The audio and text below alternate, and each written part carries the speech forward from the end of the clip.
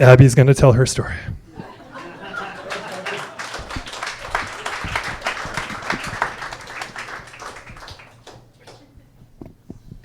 Thank you. I know. I just don't want it to do that drop thing again. Hi, everyone.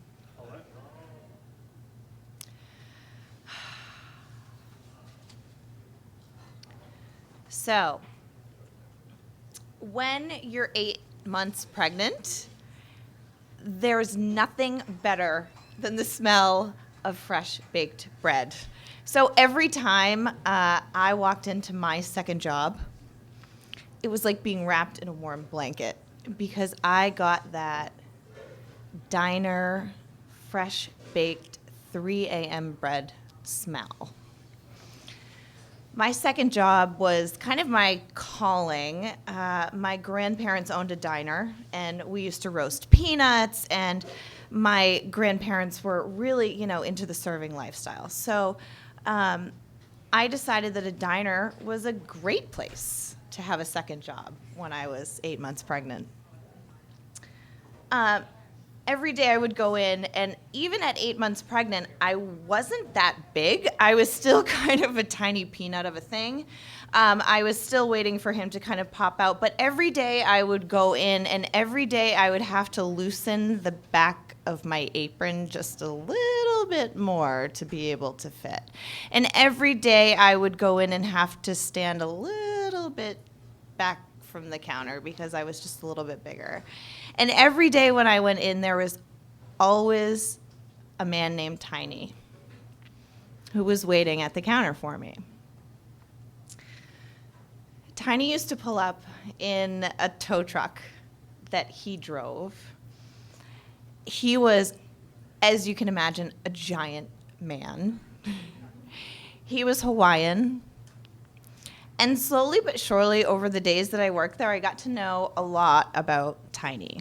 And one of the things that I came to know about Tiny was that Tiny was really, really, really lonely. He really looked forward every single day to coming in to have lunch with me and to be able to talk about what was going on in his life and going on in his day, because when he went home at the end of the day, there was no one there waiting for him. So as you can imagine, I had a little bit of love in my heart for Tiny. And one day Tiny came in and he realized that my apron was getting a little tight. So he had bought me a new apron. He said he had called his mom and he had asked his really big Hawaiian mom to send him an apron that she had at her house. And he brought it in and he gave it to me. So as a thank you to Tiny, I decided that day I knew he was going to be getting biscuits and gravy and 2 pancakes and a coffee and a lemonade at the end for dessert. So I decided that day that I was just going to not write down his lemonade on the check. So a few days later, I came in to work. It was Saturday morning, 8 a.m. I was strapped up in my apron Tiny had given me.